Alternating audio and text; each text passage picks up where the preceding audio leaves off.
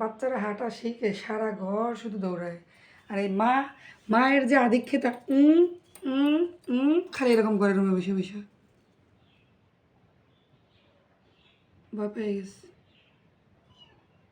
কেমনে হাঁটে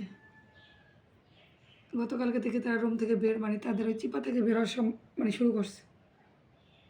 কীভাবে পাহারা দিতেছে বাচ্চাদের একটু 1 সেকেন্ড। আল্লাহ টাক খাইছে রে। দুষ্টুমি করতে গিয়ে নিজেরাই ব্যথা পেয়েছে।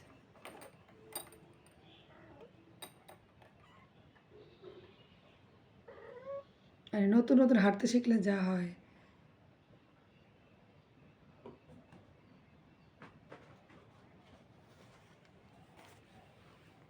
কি হয়েছে?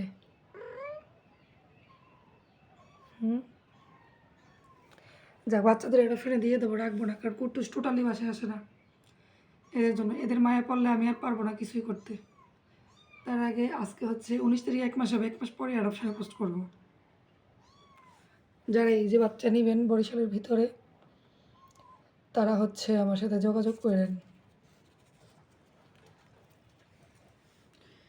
যতই চিন্তা করে আমি রাখবো নিজের জন্য, কিন্তু চিন্তা করতেছি তাহলে কুট্টুসকে হারাই ফেলতে হবে এদেরকে রাখতে গেলে।